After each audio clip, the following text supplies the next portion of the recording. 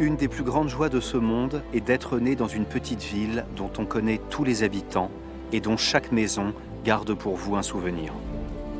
Auteur de nombreux romans de cap et d'épée, on dit de lui qu'il a vécu sa vie comme ses héros, avec panache. Alexandre Dumas est né le 24 juillet 1802 à Villers-Cotterêts, où sa mémoire est omniprésente. Dans cette maison, et cette maison qui n'a subi aucune modification, en tout cas sur la façade, si Dumas revenait aujourd'hui, il reconnaîtrait très bien sa maison natale, la maison de son enfance. Son père, né à Saint-Domingue d'un marquis d'origine normande et d'une esclave noire, est un général célèbre dans les armées républicaines.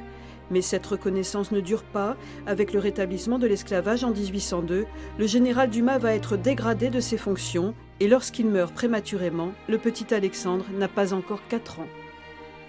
Alexandre Dumas va avoir beaucoup d'admiration pour son père, donc il va très certainement fantasmer certains des souvenirs qu'il a avec son père très jeune. Mais en plus de ça, sa mère va lui raconter beaucoup d'histoires sur son père. Elle va en faire une figure héroïque, ce qui va nourrir l'imaginaire du jeune Alexandre. Désormais seul, l'enfant et sa mère se rendront régulièrement dans ce qui est aujourd'hui appelé le pavillon Henri II, propriété de Simon Leboeuf. Comme nous le raconte le biographe d'Alexandre Dumas, ici vivait alors un proche de la famille, Jean-Michel de Violaine, en qui Alexandre avait trouvé un père de substitution. De Monsieur de Violaine, il dit dans ses mémoires que c'est l'homme qu'il a le plus aimé après son père, le général Dumas. C'est un personnage emblématique, tutélaire dans la vie d'Alexandre Dumas. C'est lui qui va lui mettre le pied à l'étrier, l'aider à trouver son premier boulot dans le secrétariat du duc d'Orléans, futur roi Louis-Philippe. Et puis, il dit de ces décors somptueux qu'on a ici, la maison de Monsieur de Violaine était un palais très apprécié par moi. Cette rencontre se révélera déterminante pour l'enfant qui, peu enclin aux études, n'a reçu qu'une éducation rudimentaire. Alexandre Dumas a eu très peu de scolarité, c'est avant tout un autodidacte. Il n'a suivi que 2 ans de formation dans cette école, aujourd'hui l'école maternelle Alexandre Dumas. C'était ce qu'on appelait le petit collège de l'abbé Grégoire. Il y entre en octobre 1811, il a 8-9 ans, et ce sera donc sa seule scolarité. Pour tout le reste, un véritable autodidacte. Remarqué pour sa belle calligraphie, l'adolescent se fait d'abord embaucher comme simple employé aux écritures chez le duc d'Orléans. À 20 ans, il connaît rapidement le tout Paris.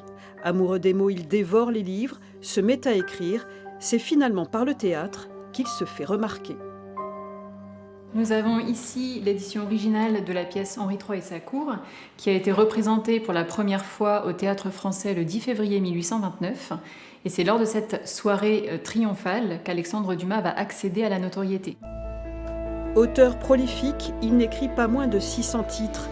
Les Trois Mousquetaires, La Reine Margot, Le Comte de Monte Cristo, autant de chefs-d'œuvre dans lesquels transparaît son attachement à sa ville natale, sa passion pour la chasse en forêt de Retz, ou encore ses souvenirs de jeunesse au château de Villers-Cotterêts. Et puis on peut imaginer que tout comme la forêt, ce château a forgé son imaginaire d'enfant, l'a aidé aussi dans sa construction pour tous ses romans de cap et d'épée. Et c'est d'ailleurs dans ce château qu'il prend ses premières leçons d'escrime. Alexandre Dumas décède en 1870. À sa demande, il sera inhumé dans le cimetière de Villers-Cotterêts auprès de ses parents jusqu'en 2002, l'année où ses cendres seront transférées au Panthéon.